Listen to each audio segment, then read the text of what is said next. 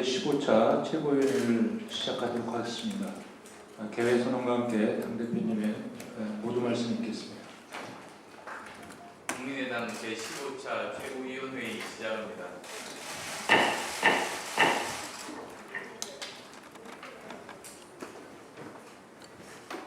어제 대구를 다녀왔습니다.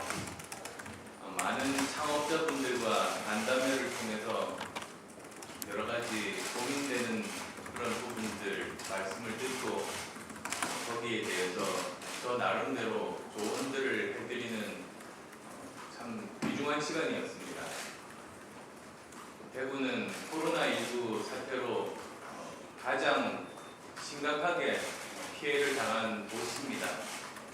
그렇지만 또 한편으로 가장 먼저 코로나19를 극복하고 지역 경제 살리기를 우선적으로 할 수 있는 중요한 곳이기도 합니다.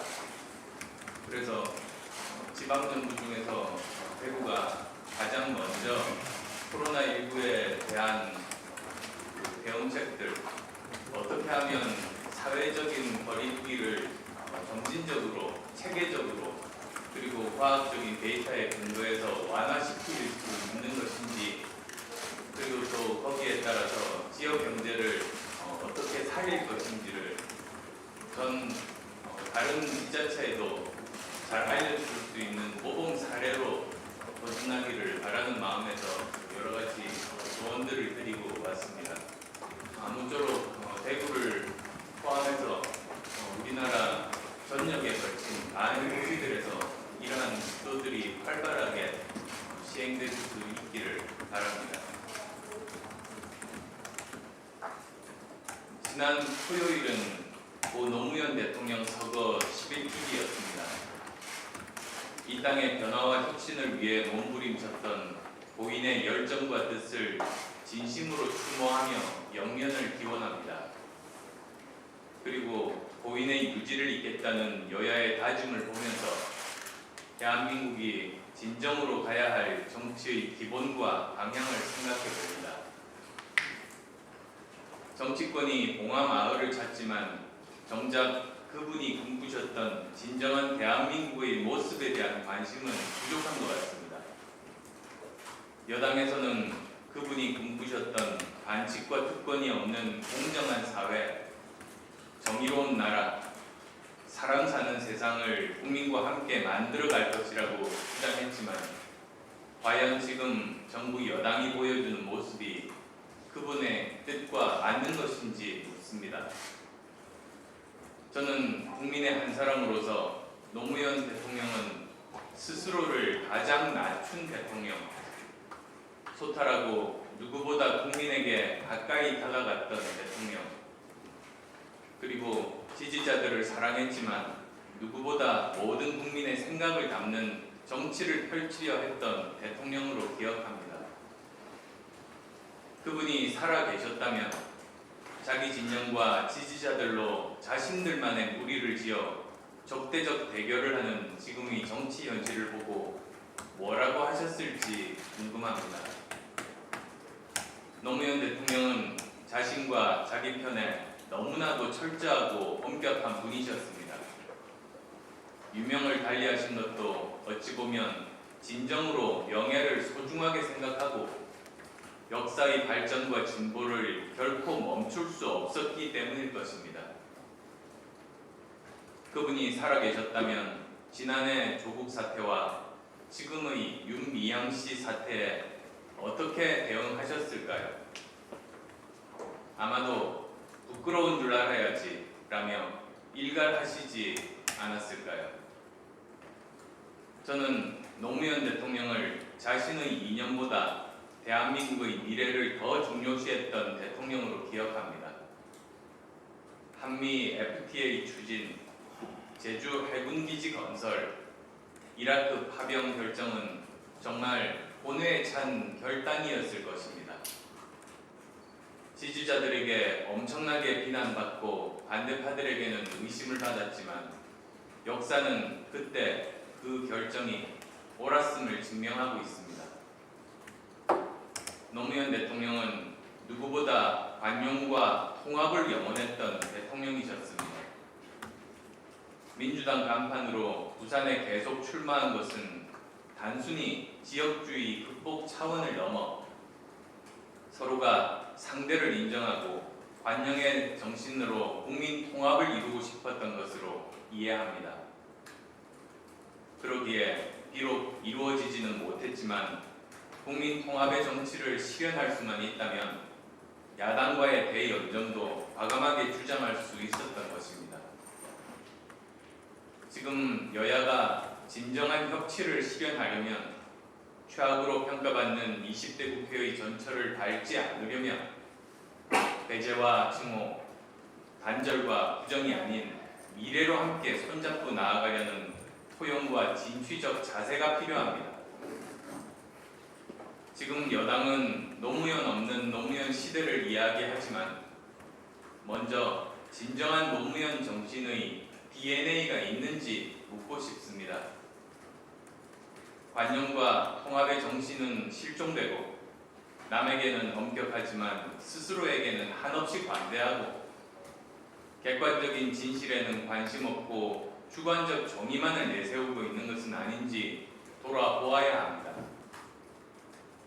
최근 여당이 보여주고 있는 태도와 모습은 노무현 대통령께서 강조했던 반칙과 특권 없는 세상과는 너무나 거리가 멉니다. 지금 177석, 사실상 180석의 거대 여당이 보여주고 있는 인식과 태도가 계속된다면 반칙과 특권은 일상화되고 정의와 공정, 공동체의 건강성과 보편적 가치는 무너질 것입니다. 진영에 속한 기득권 세력은 더욱 강화될 것입니다. 순수한 열정으로 대한민국을 바꾸려 했던 노무현 정신의 계승자를 자처한다면 이제 조국에서 벗어나고 윤미향씨 문제도 조속히 바로잡아야 합니다. 정치 권력을 이용해서 한명숙 전 총리 재판의 실체적 진실을 뒤집으려는 시도를 당장 중단해야 합니다. 노무현 전 대통령의 정치에서 얻는 교훈은 이념과 진영을 뛰어넘는 문제 해결 중심의 합리적이고 실용적인 개혁입니다. 노무현 대통령의 그때 그 결단들은 우리 정치가 어디로 어떻게 가야 하는지를 분명하게 제시해주고 있습니다. 가뜩이나 어려운 국내외 나라 사정이 코로나19로 더 어려워졌습니다. 포스트 코로나19 시대를 맞아 비상한 각오로 정파의 당위 당략을 넘어 국민 모두를 생각하는 국가의 생존 전략을 진정성 있게 생각해야 합니다. 경제사회적 불평등 구조를 해체하는 진정한 개혁의 방향과 과제에 여야가 머리를 맞대야 합니다. 국민의당은 국민 통합과 대한민국 미래 의제에 대해 선제적으로 고민하고 대안을 찾아 나서겠습니다. 그리고 정치의 혁신과 우리 사회의 합리적 개혁을 위해서라면 과감하게 타협하고 결단할 것입니다.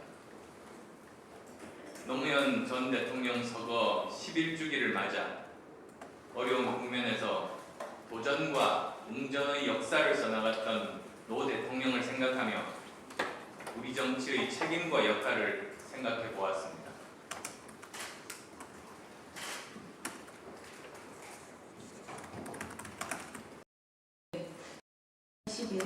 본회의를 마지막으로 20대 국회는 사실상 종료되었습니다.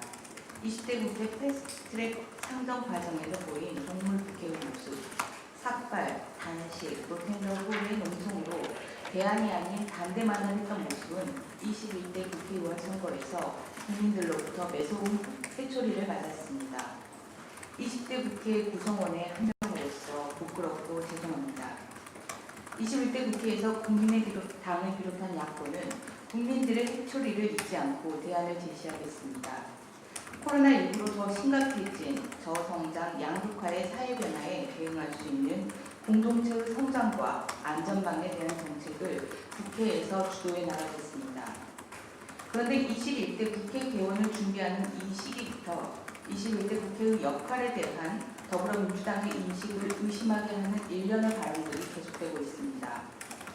한명숙 전 총리에 대한 정치자금법 위반 사건에 대법원 확정 판결을 두고 김태년 더불어민주당 원내대표는 정치자금 공여자였던 한만호 씨 기망록의 육성까지 공개가 됐으니 우리는 무결점 수사를 했다고 생각하지 말라며 의심을 갖고 한번 조사를 해보라고 주장하고 있습니다.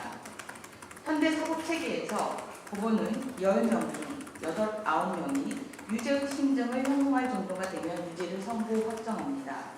검찰은 10명 중 7, 8명이 범죄의 혐의가 있다고 심증을 형성할 정도가 되면 기소를 결정합니다. 그런데 김태년 더불어민주당 원내대표는 한 명이 끝까지 아니라고 하니 기소와 재판을 다시 조사해야 한다고 합니다. 김태년 더불어민주당 원내대표의 주장에 의하면 모든 검찰의 기소와 법원의 재판을 재조사하여야 합니다. 결국 검찰의 기소와 법원의 재판 기능에 대한 부정인 것입니다.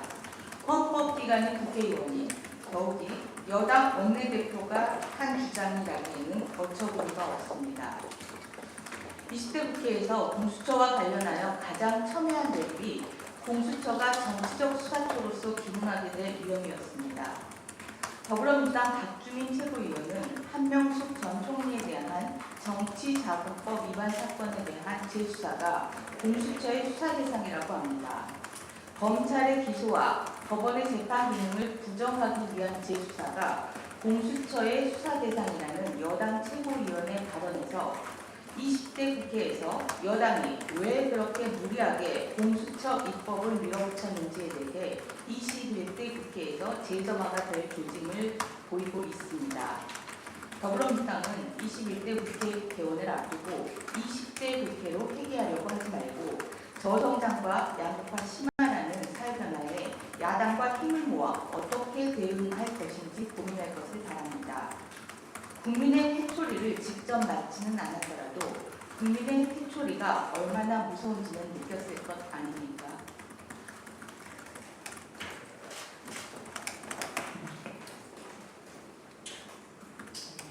고 노무현 대통령 11집의 추모 슬로건이 낮은 사람, 겸손한 권력, 강한 나라입니다.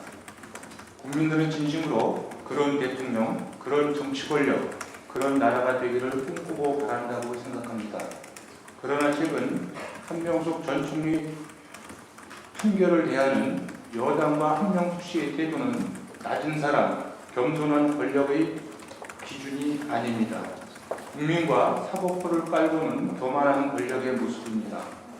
선거에서 압승하고 대통령의 국정 지지도가 아무리 높다 하더라도 한명숙 씨 판결을 사법농단이라고 하는 것은 겸손한 권력이 할 짓이 아닙니다.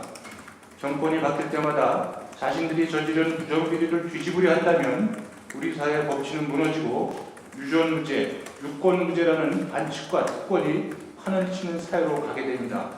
정치는 실종되고 정의와 공정도 무너지고 선거는 그야말로 권력 쟁취를 위한 전쟁터로 변하게 될 것입니다. 여당은 그런 나라와 사회를 추구하는 것입니까? 신층 기사를 보니 민주당이 말하지 않는 유죄의 증거들이 너무나 많습니다. 한만호 씨가 건넨 수표 1억 원이 한명숙 전 총리 동생의 계좌로 꽂혀 전세 자금으로 사용된 금융거래 내역, 한 씨의 지시로 불법 정치 자금을 조성한 경리부장의 진술, 한 의원 등으로 금품 전달 내역이 적힌 채권 회수 목록과 장부, 검찰 수사 시작 전 이미 한명숙 전 총리 측에 금전 반환을 요구한 접견 내용, 회사가 어려워진 후 한만호 씨가 입원한 당일 한 씨 부친의 전화를 받고 한명숙 전 총리가 병문안을 온 사실, 바로 다음 날 2억 원이 한만호 씨에게 반환된 사실 등 무수히 많은 증거와 사실관계들이 유죄 판결의 근거가 되었습니다. 이러한 증거들에 대한 민주당의 입장은 무엇입니까?